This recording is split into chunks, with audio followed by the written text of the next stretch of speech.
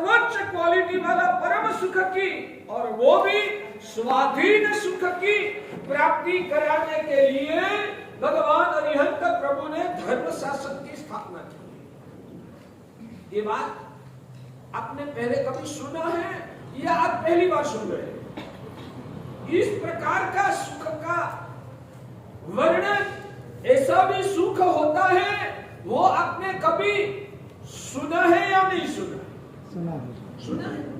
ऐसा भी सुख होता है जिसमें दुख का अंश मात्र का मिश्रण नहीं होता है, और जिस सुख को भुगतने के लिए कोई पदार्थ की परावलंबिता नहीं है, कोई काल की परवशता नहीं है, कोई भी प्रकार का बंधन की परवशता नहीं है, क्षेत्र और काल और पदार्थों की गुलामी से पर इस प्रकार का जो सुख है, वैसा सुख दिलाने के लिए भगवान ने अपन को ये धर्म मार्ग बताया।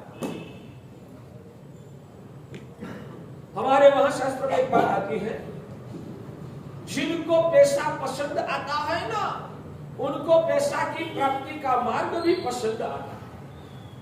जिनको पैसा पसंद आता है, उनको पैसे की प्राप्ति का मार्ग भी पसंद आता है। ठीक है, सही बात है। और वो प्राप्ति का मार्ग शायद कष्टदायी हो तो करने के लिए पसीना बहाना पड़े, मजदूरी करना पड़े, कष्ट सहन करना पड़े, मगर बाद में पैसा मिलने वाला है वैसा आपको लग रहा है, तो वो मार्ग का आचरण करने में, वो कष्ट सहन करने में आपको कितना कंटाला आएगा? अरे पैसे तो पसंद आते हैं, मगर क्या ये कष्ट भी आपको क्या पसंद आता है? पैसे तो पसंद आते हैं, मगर क्या कष्ट करने का आपको पसंद है? बाकी सारी रिस्पॉन्स जल्दी से देते ही नहीं आप। करना पड़ता है, मगर करने के दौरान अंदर में खुशी तो नहीं होती है ना, खुशी तो नहीं होती है ना, मजा तो नहीं आता ना ये कष्ट सहन करने में। कि मजा आता है? नहीं आता। क्या गलत झूठ है बोलते हो ना, आपको अच्छी तरह से पहचानता हूँ। पैसे मिलने वाला है वो जानकर पैसे के लिए जो भी कष्ट करना पड़े ना, वो कष्ट क्या आप किसको आपको जबरदस्ती से भेजते हैं? साविका मना करेगी कि इतना कष्ट क्यों सहन करो, तू बैठ, मुझे पता है मुझे क्या करना, क्या करोगे? हाँ, याद रखिए, पैसे पसंद आते हैं तो पैसे की प्राप्ति जिससे होने वाली है वो कष्ट भी व्यक्ति को पसंद आता है। ठीक है ना?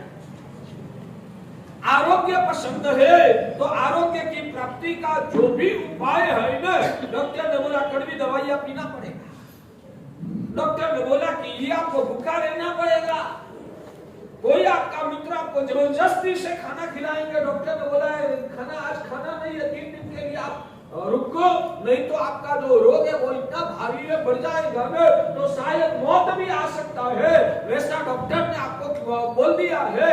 और आपका मित्र अगर मुझे तेरे प्रति बहुत अच्छा प्रेम है, आज मेरी बर्थडे है, मैं खाना खिलाने के लिए आया हूँ, ये मिठाई खाना है, आपको फोर्स करके मुंह में डालेगा तो आप क्या करोगे? क्यों? भूखा रहने का पसंद आता है, पसंद है। मुझे आरोग्य मिलता है तो आरोग्य के लिए जो कष्ट करना वो भी पसंद है। ठीक है, ये सिद्धांत को आप समझो।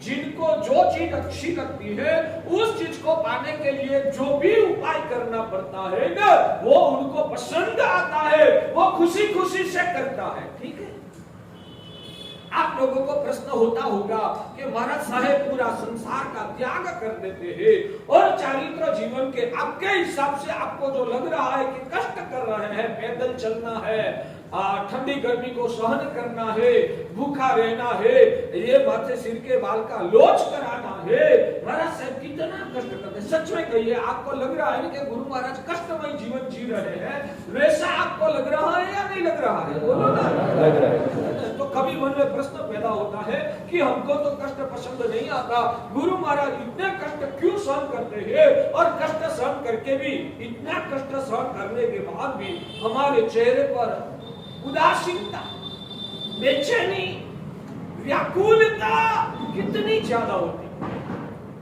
हमारे चेहरे पे इतना कष्ट सहन करने के बाद हमारे चेहरे पे व्याकुलता, बेचैनी, अंदर की व्यथा, उदासीनता, नाराजगी, नाखुशी कितनी होती है? नहीं होती। तो आपको कभी प्रश्न पैदा हुआ या नहीं हुआ कि इतना कष्ट सहन करने के बाद भी महाराज साहब इतने प्रसन्न क्यों रहते हैं? हमारे वहां ज्ञानसार में श्लोक आता है, सदुपाय प्रवृत्तानाम उपेय मधुरत्वतः, सदुपाय प्रवृत्तानाम उपेय मधुरत्वतः ज्ञानिनां नित्यमानंद वृद्धिरेव तपस्विनां। सम्यक पदार्थ के उपाय में लगे हुए आत्मा को, सम्यक पदार्थ के उपाय के लिए उसमें लगे हुए आत्मा को उपेय मधुरत्वता, उस कष्ट के फल स्वरूप जो पाने की चीज है ना, उसकी मधुरता की वजह से ये कष्ट भी उनको मधुर लगता है। हमारे साधु है, इतने छोटे छोटे लड़के, किसी का 18 साल की उम्र होगी, किसी की 20 साल की उम्र होगी, किसी की 21-22 साल की उम्र होगी, हमारे छोटे महाराज किसी की 14-15 साल की उम्र होगी। इतनी उम्र वाले लड़के आपके वहां, आपके घर में 360 दिन खाना कितनी बार खाते हैं? कितनी बार खाते हैं? बोलो ना, 4 बार, 5 बार ही खाते हैं। आपको भी पता नहीं है, उनको पूछो कितनी बार खाते हैं। फिरते घूमते डिब्बे को खोलता जाता है और डाल के आगे आगे काम करता है। पूछो उनको, रास्ते में गया और लारी गली को दिखाना और मनपसंद आइटम तो वो भी खरीद के लेके रास्ते में खाते खाते घूमता है। आपके बच्चे कितनी बार खाना खाते हैं? कितनी बार खाते हैं? बोलो, कोई हिसाब ही नहीं है। दिन में 10 बार भी खाता होगा, 15 बार भी खाता होगा। एक बार मुंह में डाला और अटक गया तो इसको एक बार गिनती में ले लेना। 10-15 मिनट के बाद और कुछ मुंह में डाला तो हाँ, एक साथ भले वो कितना भी खाए तो एक बार ही गिना जाएगा, मगर एक बार खा के छोड़ दिया और 15-25 मिनट के बाद भी वापस कुछ मुंह में डाला तो उसको अलग गिनती में रहना पड़ेगा। दिन में कितनी बार खाते हो? बार 15-20 बार खाते हैं। बहुत बार। इतनी उम्र वाले की बात करता हूँ। आपकी क्या बात करते हैं? तो ये हमारे जितने जो मुनिराज दिख रहे हैं ना, वो सब मुनिराज, ज्यादातर इसमें ऐसे मुनिराज हैं कि जिन्होंने जिस दिन दीक्षा लिया ना, उसके बाद आज तक उन्होंने कभी एकाशना से कम नहीं किया।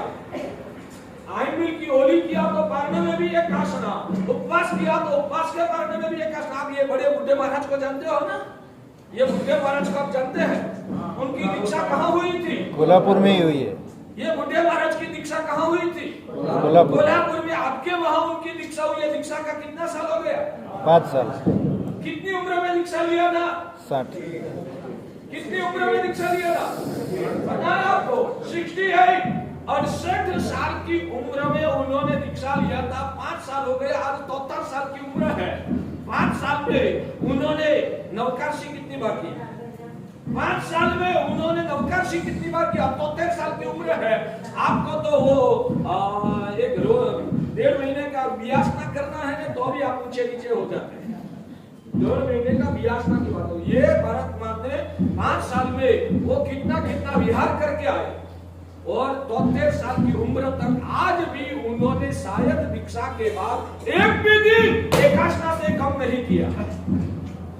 बीच बीच में वर्तमान तक की ओलिया भी किया, ओलिया के पारने में भी वो एकाशना ही करते। एक भी दिन उन्होंने विहासना तक भी नहीं किया है। 73 साल की उम्र में जब 15-15 किलोमीटर का भी विहार करते हैं और 15 किलोमीटर का विहार करके वहां जाके भी एकाशना ही करने का। मेरा कहने का यह है कि इतना करने के बाद इतनी मौके पर खुशी क्यों है?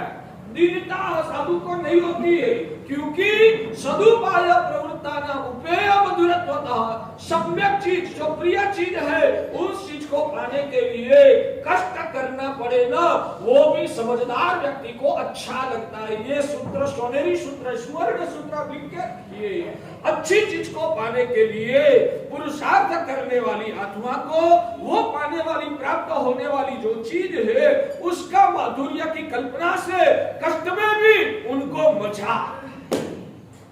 हमारा ये अंदर का रहस्य आज मैंने आपको खोल के बता रहा हूं मैं कि जो चीज हमको मिलने वाली है ना उसकी कल्पना भी हमको इतनी साता देती है, वह कल्पना भी हमको इतना खुश में रखता है कि इसके लिए करने पड़ता जो भी कष्ट है ना वह कष्ट हमको कष्ट लगता ही नहीं है। ऊपर से कोई कहते हैं कि ये कष्ट छोड़ दो तो भी हमको मजा नहीं आता। नहीं, मैं जो कर रहा हूं मुझे करने। मैं कभी कहूंगा ना ये बुढ़े महाराज को या तो ये छोटे महाराज, उन्होंने आज ही कल ही 10वीं ओली का पारणा किया। और कितने सबसे छोटे मुनिराज है वर्तमान तब की 10वीं ओली का पारणा जिस दिन यहाँ चौमासा का प्रवेश किया ना उससे पहले से उन्होंने वर्तमान तब की 10वीं ओली शुरू किया ना। परसों उपवास था, कल क्या किया? एकादशा। इतनी छोटी उम्र में एकादशा किया। मैंने कहा व्यासना करना है आज? नहीं गुरु महाराज, मेरे से एकादशा होगा, मुझे एकादशा नहीं करना है।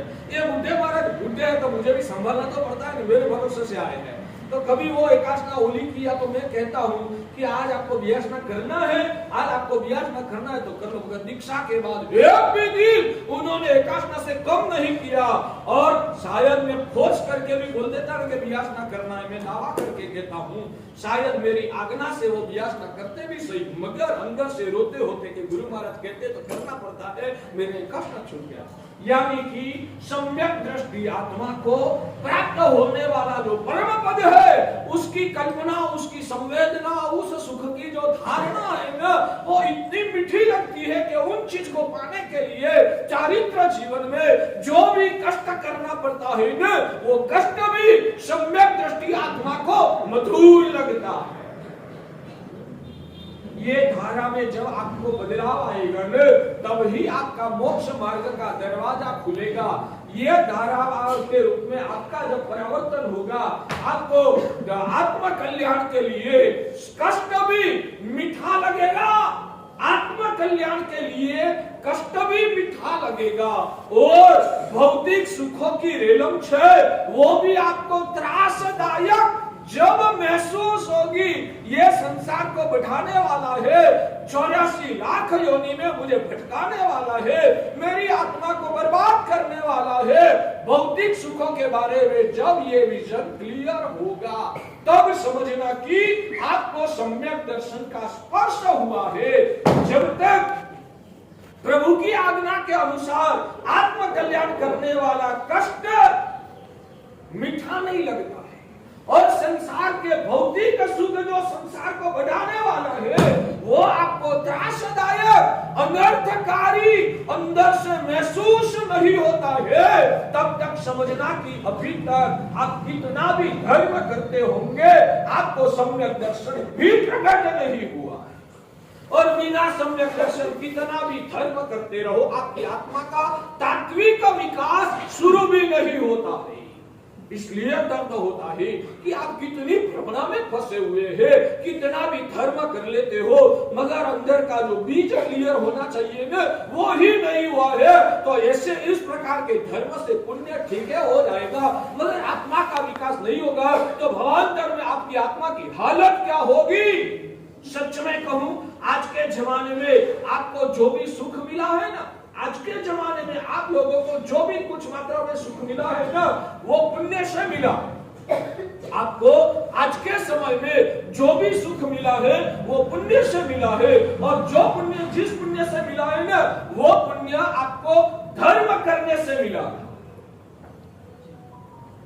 आज आपको जो सुख मिला है वो सुख पुण्य से मिला है, इसमें किसी को भी डाउट हो ना तो खुल के पूछ ले, नहीं तो मेरी बात हरियास से अंदर चली जानी चाहिए ना। अभी तक ये बात आपको अंदर में छू जानी चाहिए कि जो सुख मिला है वो पुण्य से ही मिला है और जिस पुण्य से मिला है ना वो पुण्य धर्म से प्राप्त हुआ था।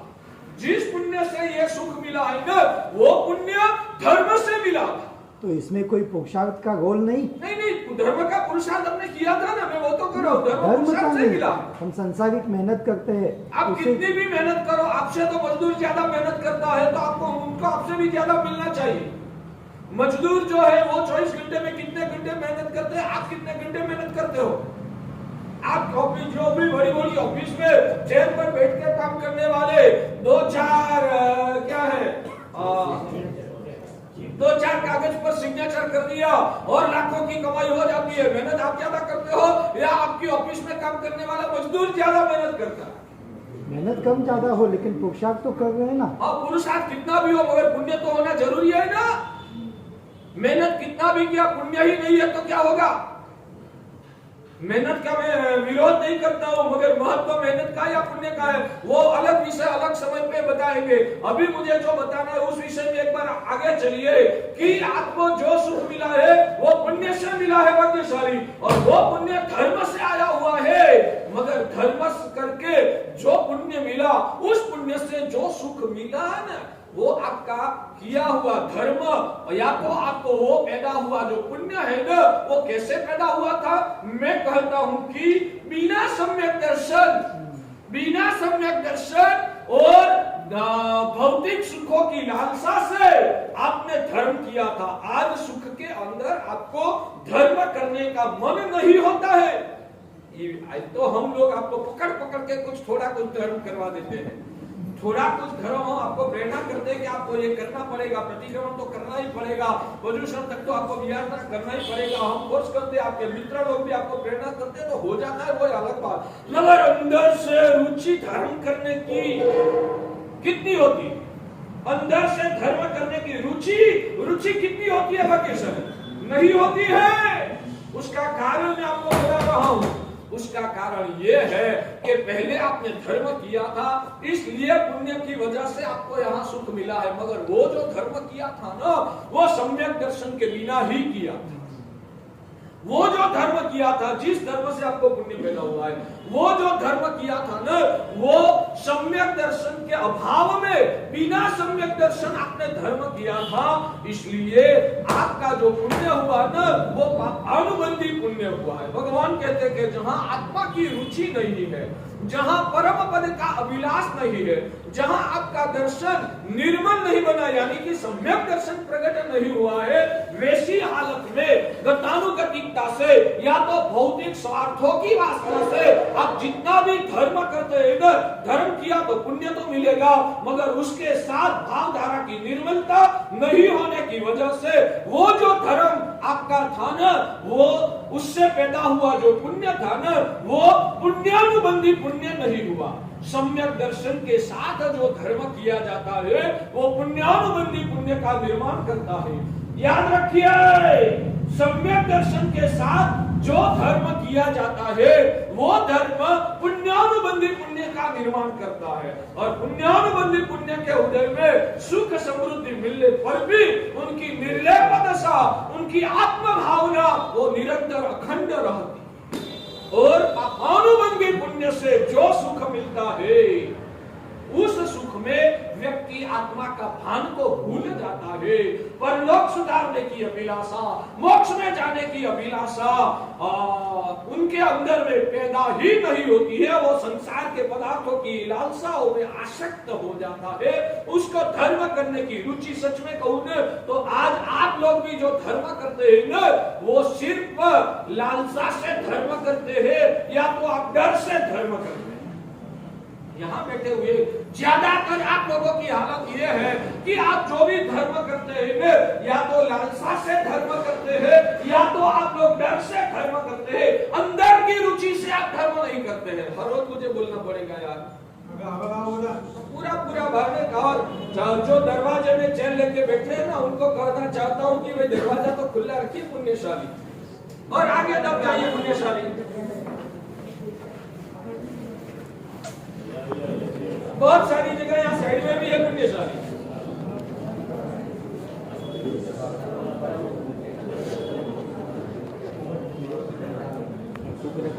अभी भी आपके आगे जगह है, आ जाओ ना तो पीछे वालों को बाद में जो है उसको दिक्कत नहीं रहेगी। और पीछे बैठे भाईशाली आगे आ जाओ, बहुत सारे आगे जगह है, थोड़ा दुख जाइए। अभी भी आपके आगे जगह है, मुझे दिख रही है। आपको सुनाई देता है या नहीं देता?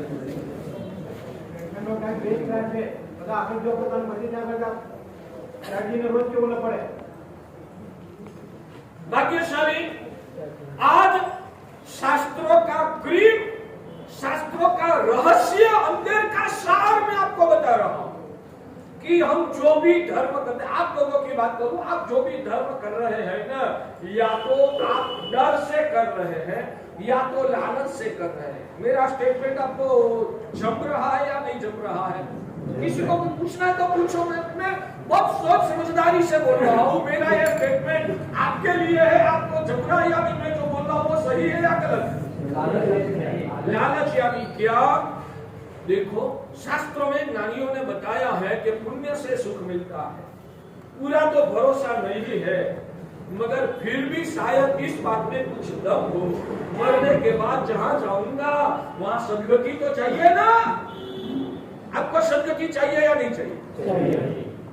किसको सदगति चाहिए? आदत बना दो। एक तो बात तो आप हाथ खड़ा करना ही है। सदगति चाहिए। आपको सदगति किस लिए चाहिए? आपको सदगति किस लिए चाहिए? आप कह रहे हो इसलिए है? मैं कहता हूँ इसलिए। मैं तो कहता हूँ दीक्षा ले लो। मेरा क्या, मेरा आपको बताते हो।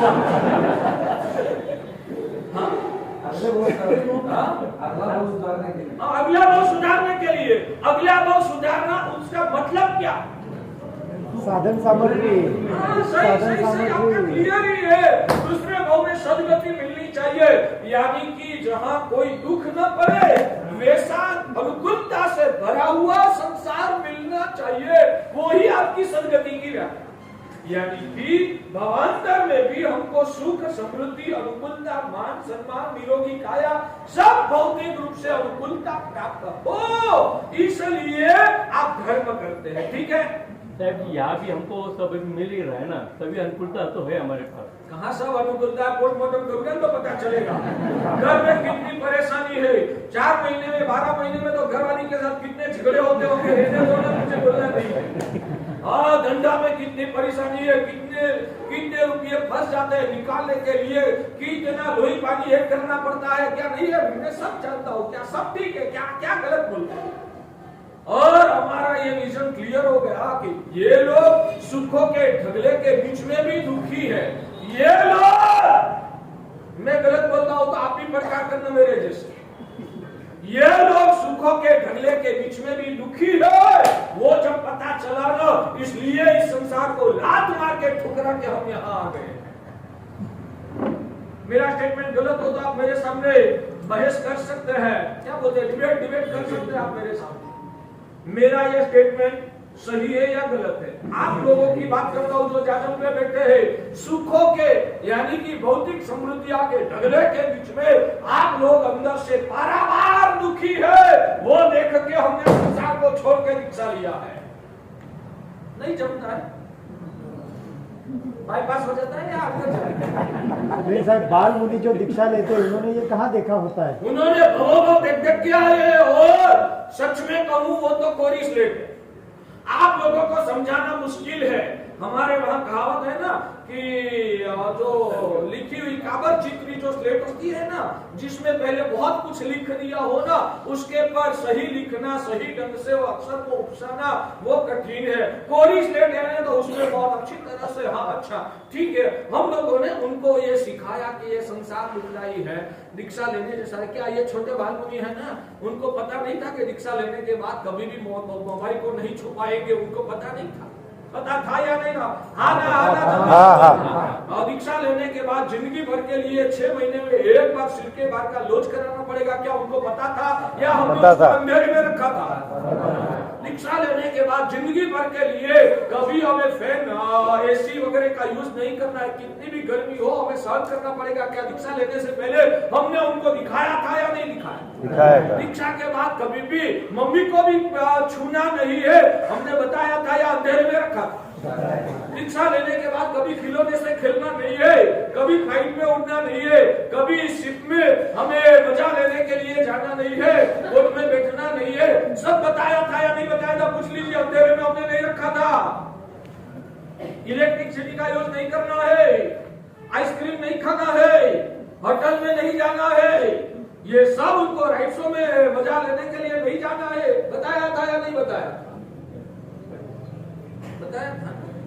और मम्मी ने बेटा घर में रहेगा तो ऐसा ऐसा खाना खिलाऊंगा, ऐसी चॉकलेट पिपरमिंट दिलाऊंगा, ऐसा तुझे खेलने के लिए हिल स्टेशन पे ले जाऊंगा। क्या मम्मी पापा ने वो सब बताया था या नहीं बताया? बताया था या नहीं बताया था? मम्मी पापा ने भी सब संसार की दुनिया बताने की कोशिश किया है और हमने भी हमारा अंदर का सुख की बातें उनके सामने रखा है। तो क्या जबरदस्ती से हमने दीक्षा दिलवाई है? जबरदस्ती से दीक्षा दिलवाई कि तुझे देना ही पड़ेगा, कैसे भी करके तेरा हाथ पकड़ के कपड़ा पहना दूंगा, ऐसे पहनाया था?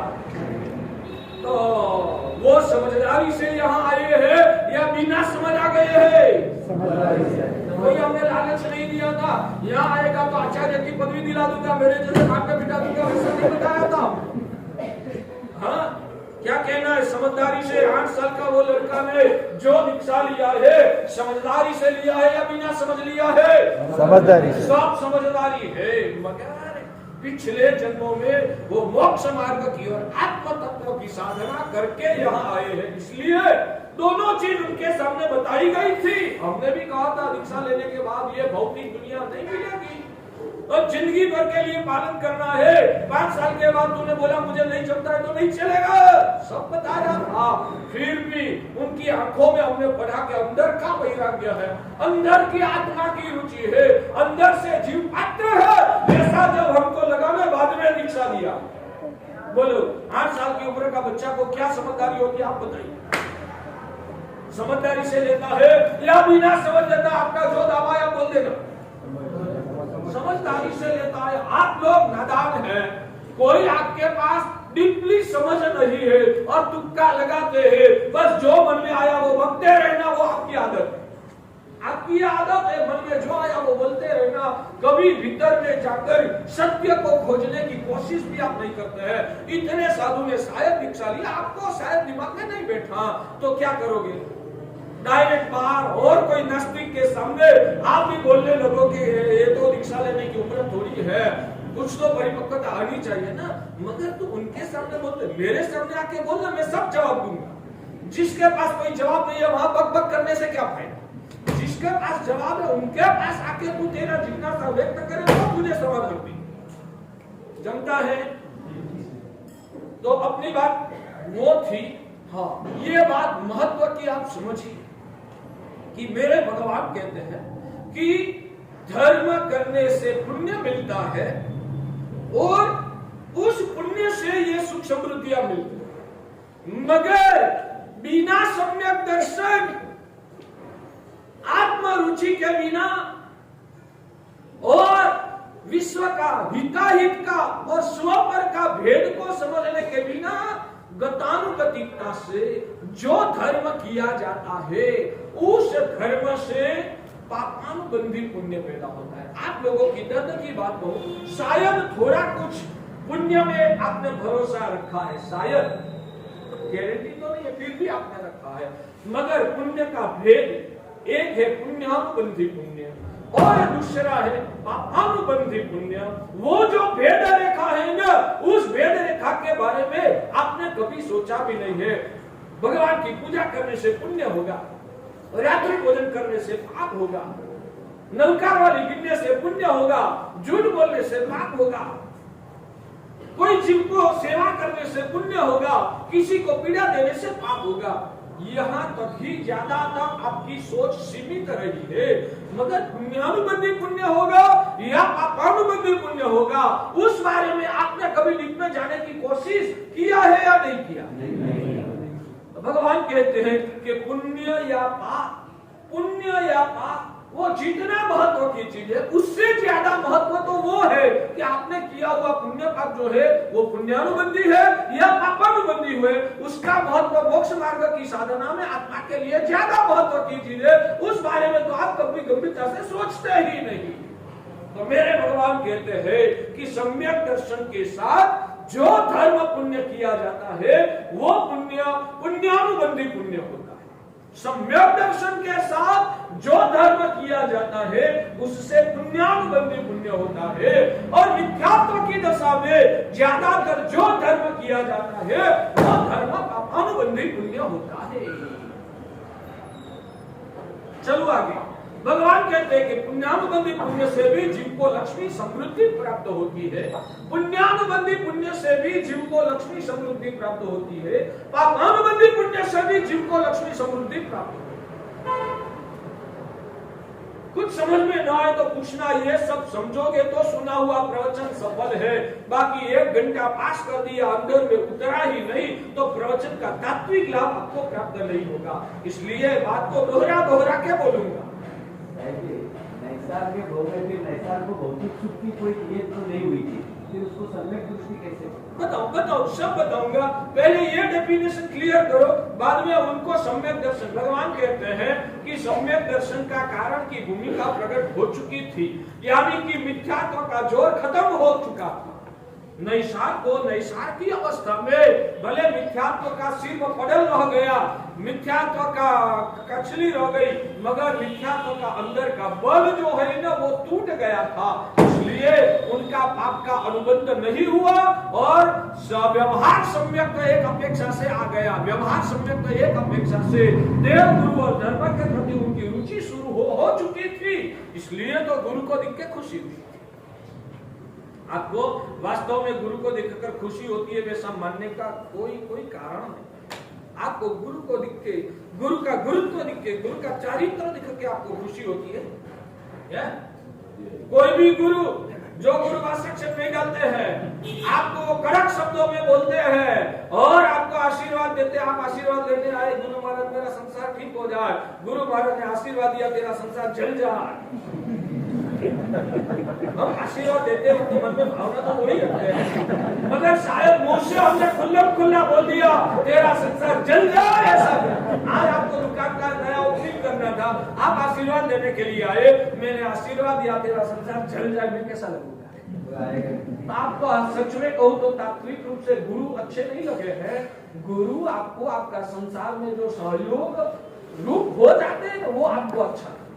गुरु का आशीर्वाद संसार में ठीक चलता है। आप कितने भी धर्म की बात यहाँ करने वाले लोगों की बात करता हूँ, कितनी भी मोक्ष की बात करने वाले होंगे, मगर जहाँ खुद का संसार का पोषण होता है ना, वहाँ वो लाइन लगाने में वो आगे आ जाएंगे। यानी कि कितनी भी आप मोक्ष की बड़ी बड़ी बातें करते रहो, अलग बात है, अंदर की आपकी भूमिका बहुत सोचनी नहीं बोल सकता, वो शब्द भी मेरे मुंह से नहीं निकलता है। हकीकत में सम्यक दर्शन का दावा करने वाला, मोक्ष की बातें करने वाला, सुदेव सुगुरु सुधर्म की बातें करने वाला, वो भी जो गुरु का आशीर्वाद से खुद का संसार ठीक हो रहा है ना, वो पहला वहां आगे जाके वास्तव डलवा देगा।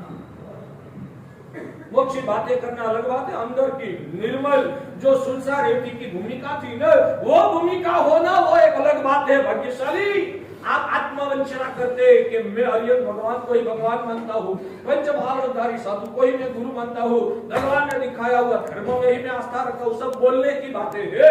अंदर कितनी भी बातें करो, एक लेवल तक शायद आपने उस बात का स्वीकार कर लिया होगा, मगर जब आपकी नाभि तक अंदर में जांच किया जाएगा ना, तो पता चलेगा कि अंदर तो मिथ्यात्व का छुपा हुआ है, जमता है। तो चलिए आगे भाग्यशाली, ये मजाक का पदार्थ है, ये एक हर रोज जो एक पदार्थ दिखाऊंगा ना, आपका कचरा निकाल के शुद्ध सम्यक दर्शन की स्पष्टता करने के लिए, मोक्ष मार्ग की आराधना करने के लिए, आत्मा का विकास करने के लिए एक बात महत्व की है भाग्यशाली।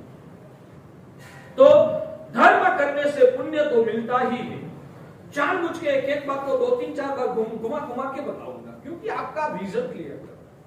तो धर्म किया तो पुण्य तो होगा ही होगा, मगर जब सम्यक दर्शन के साथ धर्म किया जाता है तो वो पुण्यानुबंधी पुण्य पैदा करता है, और मिथ्यात्व की ताकत के साथ जो धर्म किया है वो धर्म से पापानुबंधी पुण्य पैदा होता है। इतना क्लियर, पुण्य तो दोनों में ही होगा, मगर सम्यक दर्शन के साथ जो पुण्य किया जाएगा वो पुण्यानुबंधी पुण्य होगा, और मिथ्यात्व के साथ जो धर्म किया जाएगा वो पापानुबंधी।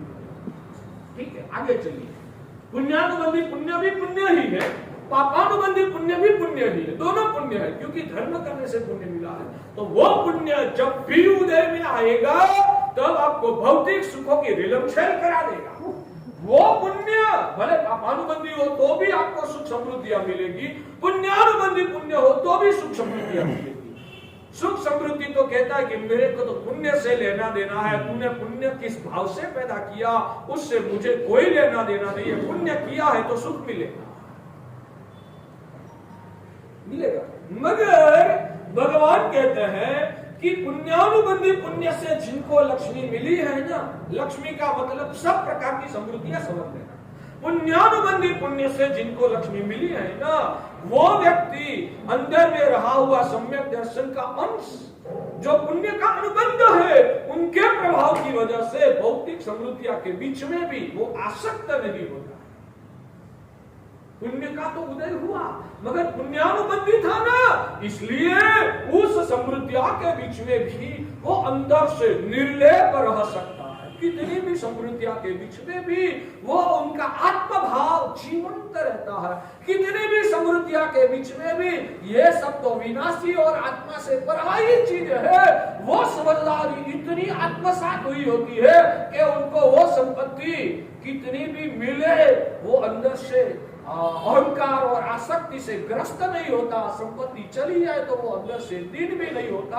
हर परिस्थिति में वो अंदर से निर्लेप रह सकता है और उनका आत्मभाव, उनकी मोक्ष की रुचि, शुद्ध आत्म स्वरूप पाने का अभिलाष वो अंदर का जिंदा रहता है। पुण्यानुबंधी पुण्य के उदय से जिनको लक्ष्मी मिली वो व्यक्ति समृद्धि के बीच में भी उससे निर्लेप रहकर धर्म भावना से जुड़ा हुआ है और अनुबंधी पुण्य से जिनको समृद्धि मिली उनको भी मिली है, मगर वो समृद्धि उसमें वो इतना फंस जाता है, आसक्त हो जाता है, मोहांध हो जाता है कि वो व्यक्ति आत्मभान चूक जाता है और आत्मभान चूक कर संसार की मोह माया में फंस जाने की वजह से ये पुराना पुण्य जब तक जिंदा है तब तक तो मजाक करेगा, पुराना पुण्य जब तक उदय में है तब तक तो मजाक करेगा, मगर ये पुण्य जब खत्म हो गया बाद में वो संसार में 84 लाख योनि में चक्कर में फंस जाएगा, भटक जाएगा।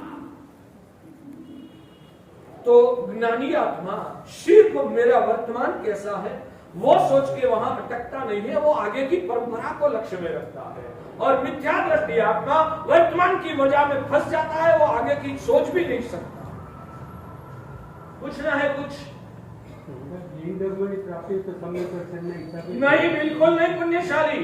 आपने कभी किसी को जानते अजानते में मोह का जहर थोड़ा कमजोर हुआ था, जानते अजानते आपने धर्म कर लिया और टेम्पररी भी आपको धर्म अच्छा लग गया, या तो आपने और किसी को धर्म करने में सहयोग दे दिया, तो उसके प्रभाव से जो पुण्य पैदा हुआ उससे आपको जन्मांतर में जैन धर्म की प्राप्ति हो सकती है। जैन धर्म की प्राप्ति हो जाने के लिए सम्यक दर्शन की कोई आवश्यकता नहीं है। हाँ, जैन धर्म पसंद आने के लिए, जैन धर्म का रहस्य को आत्मसात करने के लिए सम्यक दर्शन जरूर आवश्यक है। तो सम्यक दर्शन जीव नियमा मोक्ष में जाता ही है। हाँ, सम्यक दृष्टि आत्मा गारंटी से, ये सर्वज्ञ भगवान का वचन है कि नव चक्र में एक बार भी जिनको सम्यक दर्शन की स्पर्शना एक बार हो गई, भले 1 मिनट के लिए हुई, दूसरी मिनट में वो सम्यक दर्शन चला भी गया, मगर एक बार भी जिसने सम्यक दर्शन पाया ना, एक बार, भगवान कहते हैं गारंटी से वो आत्मा निश्चित रूप से मोक्ष में जाएगा ही जाएगा। भले शायद अभी बहुत काल संसार में भटकेगा भी सही, मगर एक बार सम्यक दर्शन पाया है तो अर्धपुद्गल परावर्त काल में उनका मोक्ष निश्चित होने वाला है। इसलिए इस भाव में बौद्ध धर्म करो, वैसा मेरा फोर्स इसलिए नहीं है कि अंदर का सड़ा हुआ बीज को मिटाकर अंदर सम्यक दर्शन का आधान करो, वो हमारे लिए बहुत महत्व की आवश्यक अनिवार्य है। तो वो सम्यक दर्शन जब भव भ्रमण में भटकता है तो उसको वो स्थिर रखता है? नहीं, सम्यक दर्शन तो दूसरे भाव की क्या बात करते हो, इस भाव में सफेद में बैठे बैठे 1 सेकंड के लिए सम्यक दर्शन छू गया, ये गुरु महाराज की वाणी सुन के आपको अध्यात्म भाव की स्पर्शना हो गई, 1 सेकंड के लिए 5-15 मिनट के लिए सम्यक दर्शन पैदा हो गया और यहाँ से घर पे जाते पहले ही आपका सम्यक दर्शन चला जाए, वो भी संभव है। तो भव की क्या बात करते हैं? एक बार सम्यक दर्शन यहाँ पैदा होने के बाद वो आपका सम्यक दर्शन हो सकता है कि जिंदगी पर्यंत भी टिके, जन्मांतर में साथ भी आए, वो भी एक संभव है। या तो वो भी संभावना है कि यहाँ से आप घर पहुंचो ना, वहां तक भी वो सम्यक दर्शन न भी टिके, एक बार स्पर्शना हुई और वहां के मलिन बातों में, निमित्तों में आप फंस गए और अंदर की धारा टूट गई, तो वापिस यहाँ से सफाई के कपड़े छोड़ने से पहले पहले सम्यक दर्शन चला जाए, वो भी शक्य है। तो भवो टिकेगा का तो प्रश्न ही कहा है। प्रमाण असम्यक दर्शन स्पष्ट हुआ का प्रमाण 4 महीना तक मैं देता रहूंगा।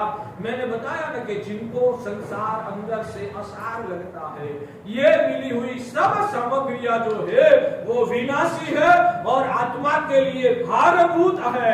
ये सब आगंतुक पराई चीज है। मेरा तो आत्म स्वरूप जो है वो परम पवित्र निरंजन निराकार परम सुखमय परम अनन्य चैतन्य स्वरूप सिद्ध भगवान जैसी मेरी आत्मा है। वैसा जिनको संवेदन महसूस होता है और उस संवेदना के सामने सब दुनिया विनाशी पराई अनर्थकारी ये सब भारभूत जिसको लगता है, संसार का चक्रवर्ती का साम्राज्य भी जिनको भार रूप लगता है, इंद्र की पदवी भी जिनको पराई और विनाशी महसूस होती है, और खुद का जो ओरिजिनल चैतन्य स्वरूप नाम दर्शन चारित्र में शुद्ध आत्मा उसका जिनको संवेदन होता है वही पसंद आता है, उसमें ही जिनको माधुर्य महसूस होता है। संसार फीका, भगवान कहते हैं कि उनको सम्यक दर्शन छुआ, उनको सम्यक दर्शन छुआ है। ये सम्यक दर्शन का मापदंड है, सम्यक दर्शन की पाराशीशी है भाग्यशाली। पैदा हुआ है ऐसा सम्यक। सम्यक की बातें करना एक अलग बात है, सम्यक का भाव की स्पर्शना करना वो एक अलग बात है। हमारे वहां बहुत सारे लोग ऐसे भी है सम्यक की बड़ी बड़ी बातें करते हैं, सम्यक की बड़ी बड़ी बातें करते हैं, धर्म की चर्चाएं करते हैं, ये सही है ये गलत है, बहुत सारे धर्म के बारे में चर्चा करते हैं, मगर वो अंदर से तो यार मिथ्यात्व से भरा हुआ होता है। खुद को पता नहीं होता कि मैं अभी मिथ्यात्व से घिरा हुआ। यानी कि चर्चा करना एक गलत अलग बात है। सम्यक दृष्टि आत्मा बाहर क्या चलता है ना उसकी चिंता में या तो उसकी निंदा में कभी नहीं पड़ता है। जो सम्यक दृष्टि का वो खुद के अंदर में ही दृष्टि मानता है। सम्यक दृष्टि आत्मा जो होती है वो दुनिया कैसे चलती है ना उसकी पंचायत में वो अपना समय बिगाड़ता नहीं है। सम्यक दृष्टि आत्मा खुद का आत्मदर्शन करके खुद के आत्मा में परमात्मा स्वरूप का अनुभव करता है, संवेदन करता है, खुद की आत्मा में परमात्मा स्वरूप का जो दर्शन करता है और उसको उसमें ही मजा आता है। दुनियादारी की बातों में पंचायत करने में उनको इंटरेस्ट नहीं होता है जो सम्यक दृष्टि है। और जो सम्यक दर्शन की बातें करते हैं ये ऐसा है वो ऐसा है, ये इसने ये बोला गलत है, ये बोला वो ठीक है, पर पंचायत में रहता है, मगर अंदर में जो डुबकी नहीं लगाता है इन्हें वो सम्यक दर्शन की बातें शायद करता रहेगा, मगर तत्व से वो सम्यक दृष्टि नहीं है, अंतर से वो मिथ्या जमता। 9:45 बज गए हैं। आज प्रवचन थोड़ा 10 मिनट जल्दी से छोड़ना है। इतनी मजाक की बातें घंटों घंटों तक इसका स्वाध्याय करने से, ये बोलने से भी आत्मशुद्धि होती है, ये अंदर से सुनने में भी आत्मशुद्धि होती है, इसका आनंद लेने से भी मोह का जहर मिटता है। मगर समय का लिमिटेशन है तो ये बात वापिस याद दिलाना, आगे आगे आगे चलाते रहेंगे। एक बात कहूं, जो भी बोलता हूं ना जरूर मेरे गुरुदेव ने ये सब ज्ञान अंदर में कराया, मगर बोलने के दौरान आज किस विषय पे क्या बोलना है, क्या सोच के आते हैं और क्या निकलता है वो पता हमको भी नहीं होता। ये सब भगवान की करुणा से और आप सभी के पुण्य की वजह से आपकी आत्मा की बात होता। हमारे वहां शास्त्र में लिखा है कि जब सामने श्रोता वर्ग पुण्यशाली होते हैं ना और पात्र होते हैं ना तो उन जीवों का पुण्य और पात्रता की वजह से गुरु के मुंह में से पदार्थ निकलते हैं। ये जो मैं भी बोल रहा हूँ बिल्कुल दावा करके कहता हूँ कि भगवान की साक्षी से पूर्ण भगवान के वचनों को हृदय से वफादार रहकर जो अंदर से मार्ग समझाया है वो मार्ग आपको देने की कोशिश करता हूँ, मगर जो निकलता है वो आपके ही पुण्य की वजह से अंदर से निकलता है। मगर इतना ही कहना है कि जो निकल रहा है वो देवगुरु की कृपा से प्रभु का मार्ग निकल रहा है। एक एक वचनों का स्पर्श करके आपकी आत्मा को भी भगवान के भावों से भावित करने की कोशिश, अंदर का पुरुषार्थ करके मिला हुआ इस अवसर को आत्मशुद्धि के बारे में सफल बनाने का पुरुषार्थ करके मिला हुआ इस अवसर को आप सफल बनाओ पुण्यशाली। वो ही अंतर से मंगल कामना, वो ही अंतर से धन्यवाद। भाग्यशाली अपने वहां चौमासी प्रतिक्रमण के दौरान, संवत्सरी के दौरान जीव मात्र के साथ क्षमापना करने का होता है।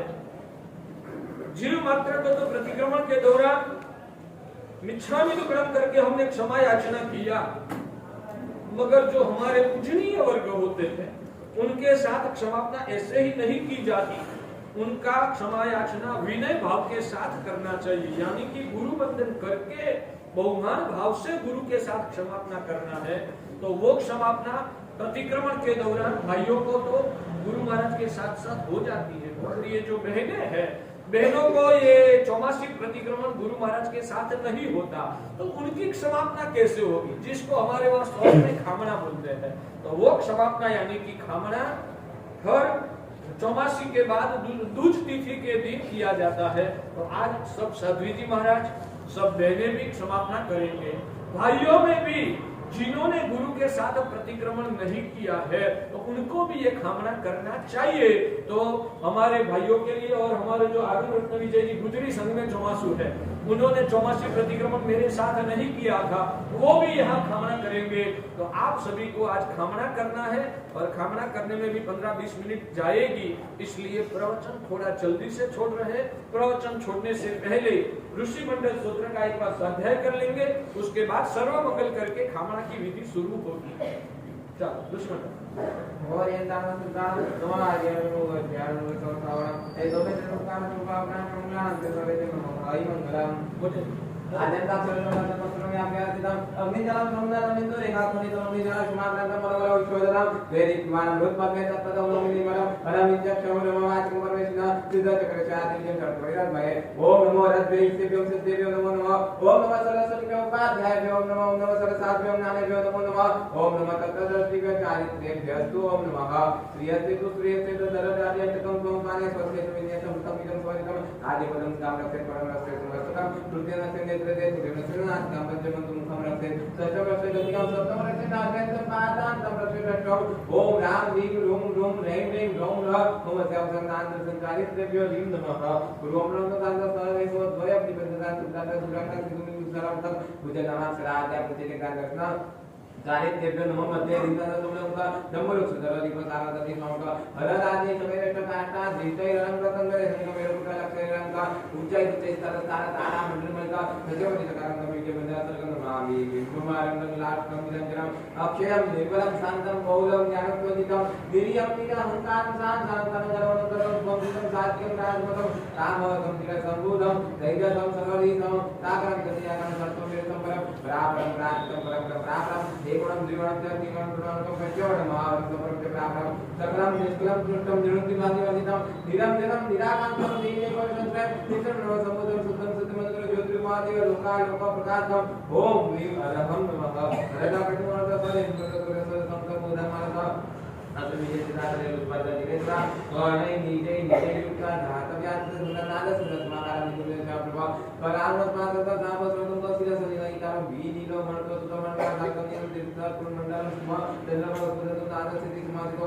विद्युपद्यकं नेमिं प्रतो दिनसत्तो पद्मप्रभावास पूजकला परमदितो चिरैतिसनितो पासमलि जिगतो रूपं चारितं मते संभवं चाभिनन्दना तुमतीर्थदाय पाशं वन्दे शीतलं दिनं ज्ञातं विमलमन्ते चान्दन्तं धमनाथं शान्ति कुमारानंदं नमिं वीरं नमाम्यं एतावत् षोडशदिनानि आङ्गेन्द्र सन्धिवात् विकारं नवि सद्भक्त्याक्षरं निष्ठात् गतलाग्ने स्मः सर्वपापं नियन्ता सर्वदा सर्वकालसुते भवन्तु चिरन्तमा देवदेवस्य यच्चक्रं तस्य चक्रस्य न्यायवताय चलितरुमय सन्मङ्गा देवदेवस्य चक्रस्य चक्रस्य वताय चलितरुमय दानवा देवदेवस्य चक्रस्य चक्रस्य वताय चलितरुमय नुखेत्रा देवदेवस्य चक्रस्य वताय चलितरुमय दुराक्षता देवदेवस्य चक्रस्य चक्रस्य वताय चलितरुमय दुराक्षता देवदेवस्य चक्रस्य चक्रस्य वताय चलितरुमय दुराक्षता देवदेवस्य चक्रस्य चक्रस्य बताया चालीस तक मोबाइल तो बनाया देवदेव से चक्रस्य बताया चालीस तक मोबाइल तो दूसरा देवदेव से चक्रस्य बताया चालीस तक मोबाइल तो दूसरा देवदेव से ये चक्रस्य